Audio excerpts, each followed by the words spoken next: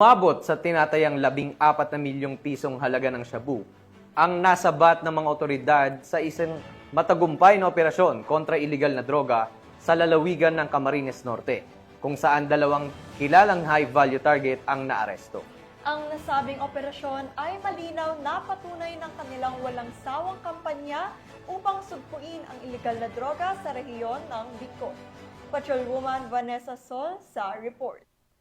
Ng kapulisan ang dalawang tulak ng iligal na droga sa matagumpay na buy-bust operation dakong 10:00 ng gabi nito lamang 17 ng Agosto taong kasalukuyan sa Purok 2, Barangay Bagasbas, Daet, Camarines Norte. Kinilala ang mga sospek na sina alias Junior, 38 taong gulang, binata, chef at residente ng Purok 4, Barangay Ginakutan, Vinsons, Camarines Norte, at alias Berto, 41 taong gulang, may asawa, residente ng Purok 1, Barangay San Francisco, Labo, Camarines Norte. Nakumpiska mula sa mga sospek ang iba't ibang ebidensya, kabilang ang isang orange eco bag na may lamang isang medium size na sachet ng hinihinalang shabu, isang black sling bag na may laman ng wallet, ID at isang brown envelope na naglalaman ng isang 500 peso buy-bust money, 19 na pirasong peking 500, mahigit 300 na pirasong peking 1,000 budel money at isang black plastic na nabalutan ng packaging tape na may dalawang malaking sachet ng shabu,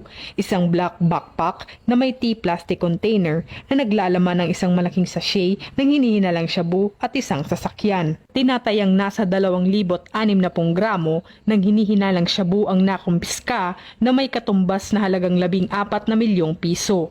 Sa kasalukuyan, nasa kustodiyan sila ng Daet Municipal Police Station para sa kaukulang disposisyon at pagsasampa ng kaukulang kaso sa ilalim ng Republic Act 9165 o Comprehensive Dangerous Drugs Act of 2002. Accordingly, dun sa intelligence natin, these people were from Labo and matagal na rin kasi itong tinitingnan ng mga intelligence operatives natin. And meron ng mga attempts sila na deliver dito prior and hindi lang talaga na-checkpoint. But this time, na-checkpoint sila ng mga operatiba natin. Mula dito sa Legazpi City, Albay, ako ang inyong PNN correspondent, Patrolwoman Vanessa Sol, alagad ng batas, tagataguyod ng Balitang Pulis.